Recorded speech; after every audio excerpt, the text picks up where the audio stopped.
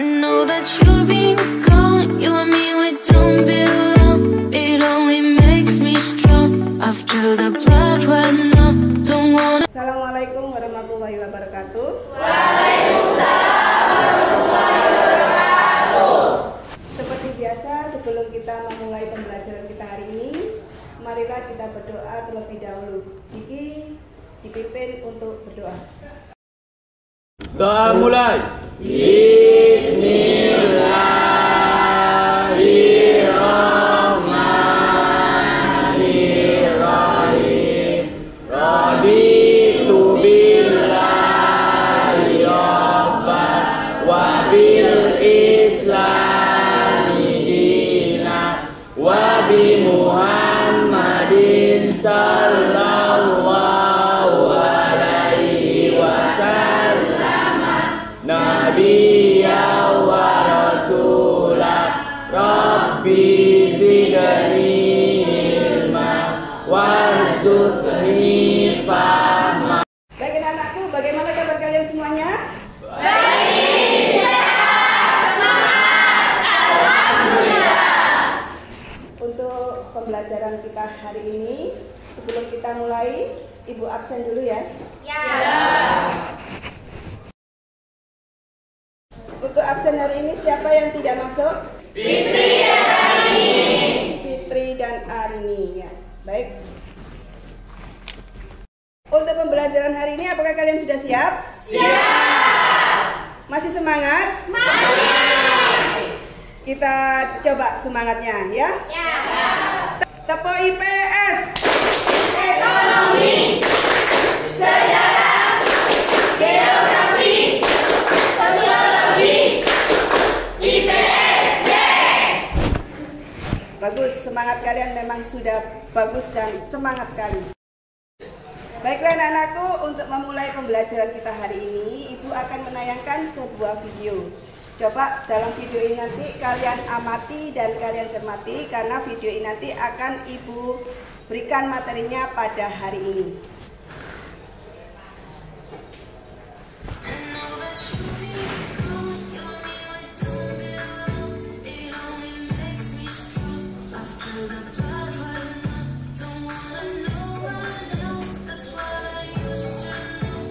Wasting my life out. Dari penayangan video tadi, saya ingin tahu apa yang ada dalam pikiran kalian. Ya, jadi dalam video ini nanti kalian coba amati. Tadi sudah kalian amati dengan baik ya? Ya. Dari beberapa gambar tadi ada yang harus kalian tahu, bahwa nanti kita akan membahas tentang apa yang ada di dalam video ini. Menurut kamu, Devira, video ini menayangkan tentang apa? Saya tadi melihat ada beberapa ikon negara seperti bunga sakura yang ada di negara Jepang. Ya, betul. Tadi ada bunga sakura yang merupakan salah satu flora yang ada di negara Jepang, ya. Jadi merupakan salah satu flora sekaligus ikon yang ada di negara Jepang. Selain kanguru, tadi ada beberapa ikon atau flora dan fauna dari beberapa negara. Bisa disebutkan lagi, Firdaus, apa yang kamu lihat dalam tayangan video tadi? Saya melihat ada suku Indian yang merupakan suku dari benua Amerika. Bagus sekali, suku Indian merupakan suku asli dari benua Amerika. Suku ini suka melumuri tubuhnya dengan cat berwarna merah, makanya benua Amerika dinamakan dengan benua merah. Bagus sekali. Baiklah anak-anakku, untuk materi kita hari ini, tadi kalian sudah melihat tayangan video tentang beberapa ikon flora dan fauna dari negara-negara yang ada di dunia. Materi kita hari ini adalah kondisi alam negara-negara di dunia. Materi ini ada hubungannya dengan materi sebelumnya, bahwasanya negara-negara di dunia ini merupakan salah satu bagian dari 5 benua yang ada di dunia. Hani, dari beberapa negara tadi ada Jepang, ada Inggris, kemudian ada Amerika Serikat, ada Mesir dan Australia. Kamu bisa menjelaskan negara-negara tersebut termasuk dalam benua apa saja? Negara Jepang merupakan negara yang terletak di kawasan Asia Timur. Negara Amerika Serikat berada di kawasan Amerika Utara. Negara Inggris merupakan negara di kawasan Eropa Barat. Negara Mesir merupakan negara di Afrika Utara. Dan negara Australia merupakan negara sekaligus benua yang berada di Australia. Baik anak-anakku, setelah kalian tadi mendengarkan penjelasan dari Yani, karena ini materinya masih ada hubungannya dengan materi yang kemarin Ibu jelaskan tentang persebaran negara-negara yang ada di 5 benua. Dengan metode mind mapping, kalian nanti bisa menjelaskan tentang kondisi negara-negara yang ada di dunia, yaitu seperti Jepang, Inggris, Amerika Serikat, Mesir, dan Australia. Jadi nanti setelah ini kalian akan membentuk kelompok yang untuk kalian lakukan adalah mengerjakan apa yang sudah menjadi tugas yang nanti Ibu berikan berupa lembar kerja peserta didik atau LKPD. Jadi nanti setiap kelompok akan mendapatkan LKPD yang harus kalian kerjakan, dan setelah itu nanti kalian maju untuk mempresentasikan hasil karya kalian. Mengerti? Mengerti. Siap, kalian kerjakan sekarang.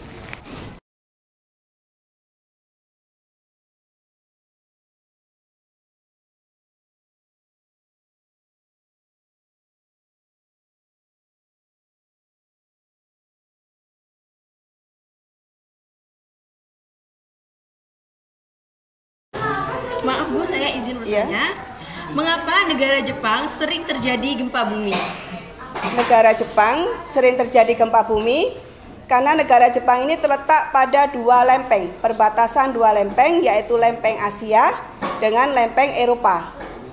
Jadi lempeng kedua lempeng ini sering bertuburan. Ketika lempeng ini bertuburan, maka akan terjadi gempa bumi. Makanya di negara Jepang inilah sering terjadi gempa bumi. Baik Bu, terima kasih. Permisi Bu, saya juga mau bertanya. Ya, apa yang ingin ditanyakan dari kelompok negara Mesir? Apakah terusan Suez itu Bu? Terusan Suez ya. Terusan Suez itu berada di negara Mesir. Terusan Suez ini seperti kalau darat itu jalan tol, tapi ini adalah berupa laut atau sungai yang menghubungkan antara benua Asia dengan benua Eropa. Jadi negara-negara yang ada di negara Asia itu bisa ke negara Eropa dengan memakan waktu yang sangat pendek. Artinya terusan Suez ini memperpendek jalur dari benua Asia ke benua Eropa. Begitu juga sebaliknya. Baik Bu, terima kasih.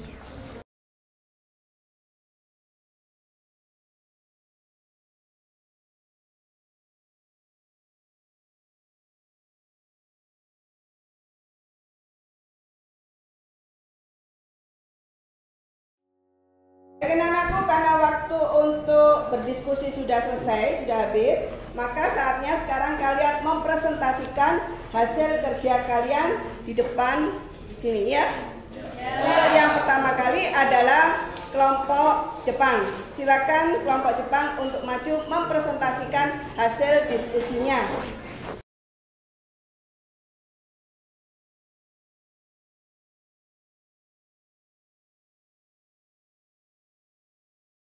Assalamualaikum warahmatullahi wabarakatuh.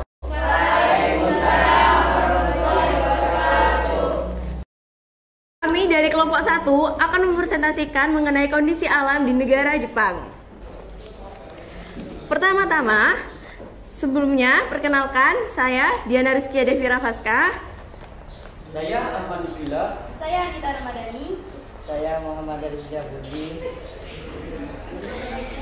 Ya, baik. Selanjutnya, saya akan mempresentasikan mengenai letak geologi negara Jepang. Jepang terletak di tepi bagian barat dan Samudra Pasifik.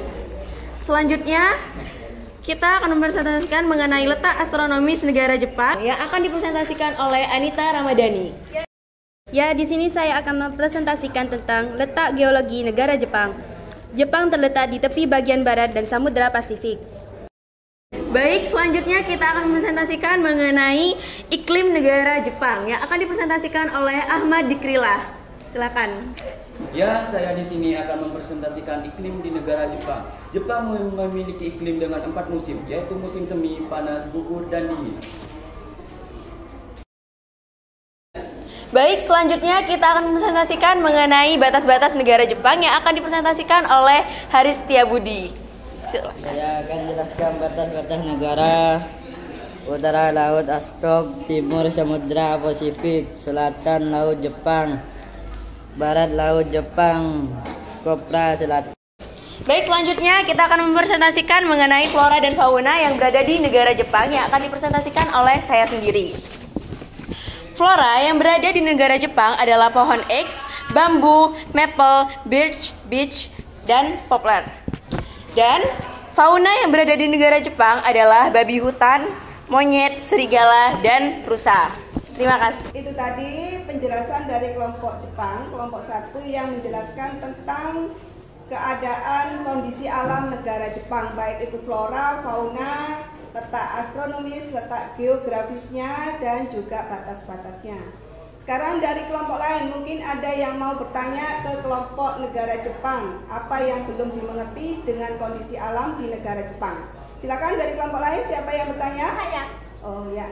Mengapa Jepang memiliki banyak gunung berapi?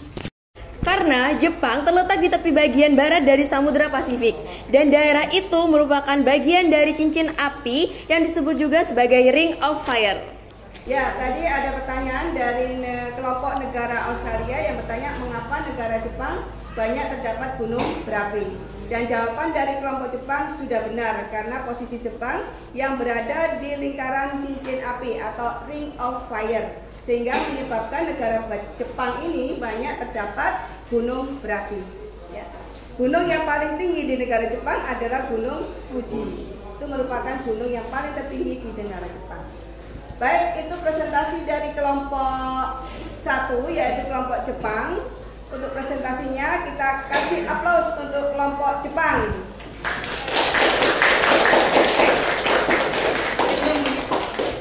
Baiklah anak-anakku, selesai sudah presentasi yang sudah kalian lakukan tadi, mulai dari kelompok Jepang, Australia, Mesir, Inggris, dan Amerika Serikat.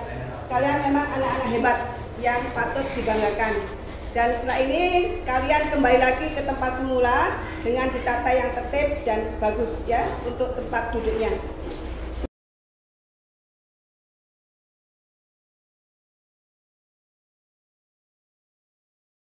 Masih semangat kalian? Masih. Oke, saya tes semangatnya. Tepuk IPS. Ekonomi, sejarah, geografi, sosiologi, IPS, yes. Baik anak-anakku, untuk kegiatan kita terakhir pada hari ini, setelah kalian menyaksikan dan mempresentasikan hasil karya masing-masing, di sini kita ambil suatu kesimpulan. Apa yang kita pelajari pada hari ini? Bisa memberikan suatu kesimpulan? Coba Nadila. Bahwa setiap negara memiliki karakteristik alam yang berbeda-beda, sehingga dari perbedaan ini akan memunculkan kegiatan kerjasama atau interaksi antar negara. Bagus sekali jawaban dari Nadila.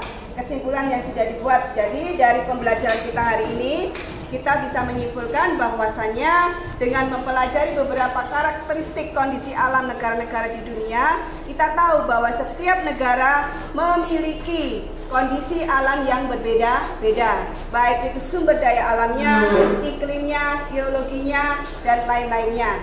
Dari perbedaan karakteristik kondisi alam inilah nanti maka akan memunculkan yang namanya kerjasama antar negara-negara di dunia.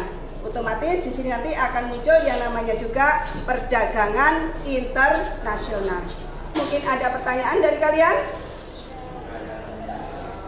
Kalau tidak ada tugas yang harus kalian kerjakan secara individu. Di sini bisa kalian lihat dan kalian kerjakan nanti di buku tugas masing-masing. Minggu depan harus kalian kumpulkan. Siap anak-anakku? Siap. Ada pertanyaan? Ya. Baiklah, kalau tidak ada pertanyaan, sekian dari saya. Tetap semangat untuk belajar. Semoga kalian menjadi anak-anak yang sukses. Amin. Ibu akhiri, wassalamualaikum warahmatullahi wabarakatuh. Waalaikumsalam warahmatullahi wabarakatuh.